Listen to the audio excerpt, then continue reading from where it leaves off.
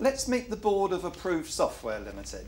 It's a fictional company and they're going to be helping us with some of the points we're going to cover today. Hello, I'm Ashley Saunders. I'm Chairman and Managing Director of Approved Software. It's a new company, just under a year old, and I own 30% of the shares. Business is pretty good, I'm pleased to say. I'm Jenna Hall, the Sales Director, and I own 20% of the shares.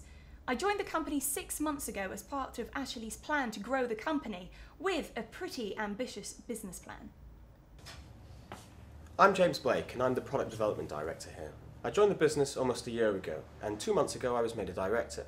I also own 20% of the shares. And finally, I'm Diana Thomas, the Financial Controller and Company Secretary. I'm not on the board, but I do hope to be made a director at the end of the year. I don't own any shares currently. Some people are directors without ever having been properly appointed, and they might not even realise it. I'm thinking of a de facto director and a shadow director. It's a bad idea because they've got none of the rights and almost all of the responsibilities.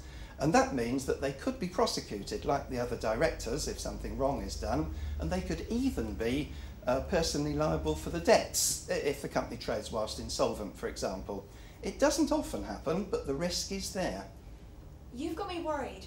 My boyfriend is not on the board of his company, but he uses the title Director of Sales. Is he at risk of any of these things? Does he go to board meetings and does he vote? Yes. Then he probably is a de facto director. It's not a problem if somebody goes to a board meeting and gives advice without voting. That's what Diana does. Now let's see how it's done properly. It all depends on the articles, but there are many possibilities. A lot of people, for example, don't know that it's possible for a company to be a director of another company. If you have the model articles, appointment is by an ordinary resolution of the shareholders or a decision of the directors. In both cases, the decision should be minuted. The new director must be at least 16, not disqualified, and unless there is special permission from the court, not an undischarged bankrupt. Needless to say, the person appointed has to agree. You can't make somebody a director against their will. Details of the new director must go into the company's register and on the form that must go to Companies House within 14 days. The form must be signed on behalf of the company by any director or the secretary and by the new director to show that he or she is willing to act. You can do it online at www.companieshouse.gov.uk. It's my turn to be worried now. I was made a director 2 months ago and we didn't do the form. We just haven't got round to doing it, have we, Diana? Are we going to get into trouble? Am I going to be going to prison? No. All the directors could be prosecuted, and that includes you and the company secretary as well. But it's very unlikely to happen in practice, especially for a small mistake. Does that mean I'm not really a director until the form goes in? No, it doesn't mean that. You became a director when you accepted the appointment, and you took on the rights and the responsibilities at that time. Let's move on to the information that must be provided to Companies House. Over to you, Diana. Okay. You have to give the director's present surname and all the forenames. Any other surnames or forenames used since the age of 16, but only if they were used for business purposes. A service address. Now, this can be any address used by the director.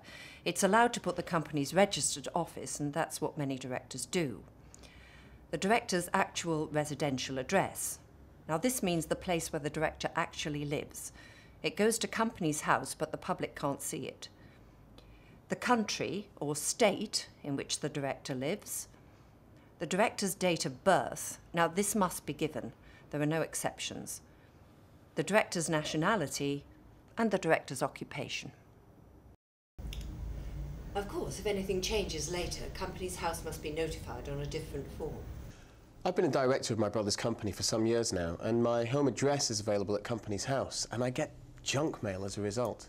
Is there any way I could get it hidden or removed? Sorry, no. You can only have it removed if you've got what's called a real and justified fear of violence or intimidation. Of course, you could register with the Mail Preference Service if junk mail is a really severe problem.